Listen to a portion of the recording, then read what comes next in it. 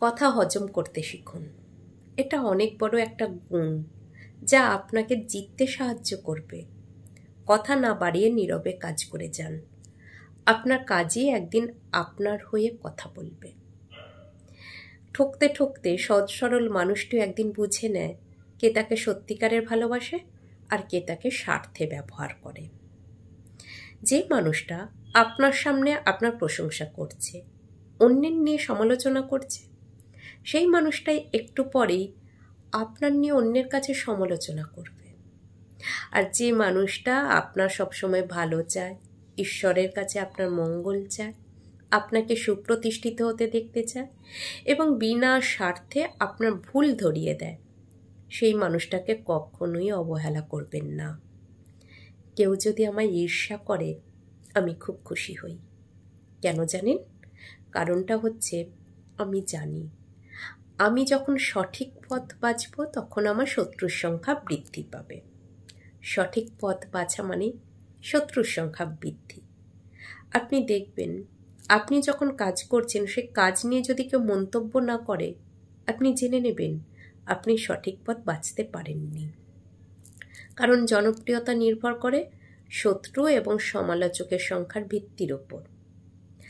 জিততে হলে কখনো কখনো অপরজনকে জিতিয়ে দিতে হয়, নিজেকে হারাতে হয়। আজকে হারিয়ে হয়তো ভবিষ্যতে আপনার জয়। কখনো বোকার সঙ্গে তর্কে যাবেন না। তর্কে যাওয়া মানে সময়ের অপচয়। আপনি অন্যদেরকে জিতিয়ে দিন। জিতে গেছে ভেবে যদি কেউ খুশি হয়, আপনি নীরবে সেখান থেকে সরে আসুন, নীরবে একটু হেসে নিন। কারণ চিতাবাঘ কখনোই কুকুরের সঙ্গে দৌড় প্রতিযোগিতা করে না। আপনি যে চিতাবাঘ সেটা প্রমাণ করার জন্য শুধু সময়ের অপেক্ষা। আপনি দুনিয়ার কাউকে বদলাতে পারবেন না, শুধু নিজেকে ছাড়া। আপাতত সেটাই করুন, নিজেকে বদলে ফেলুন। আপনার চিন্তা ভাবনার ওপর আস্থা রাখুন। আপনার চিন্তা ভাবনার ওপর যদি কারোর আস্থা না থাকে, তাহলে তাকে বেশি গুরুত্ব দেওয়ার দরকার নেই।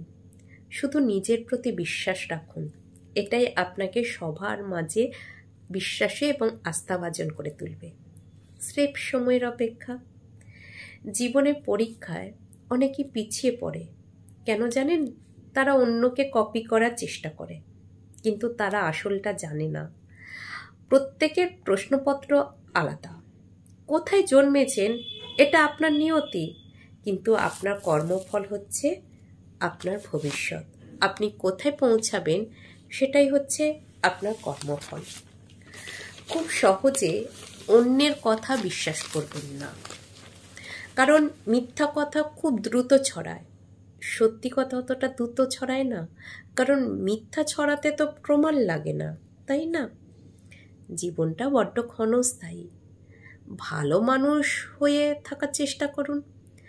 ভালো মানুষ হয়ে ভান করে থাকবেন না, বরং ভালো মানুষ হন।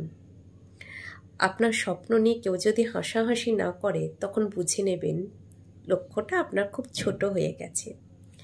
বিখ্যাত মানুষের সঙ্গে সেলফি তুলে সোশ্যাল মিডিয়া পোস্ট না করে বরং নিজেকে বিখ্যাত করার চেষ্টা করুন, যাতে অন্যেরা আপনাকে নিয়ে ছবি তুলে সোশ্যাল মিডিয়ায় পোস্ট করে।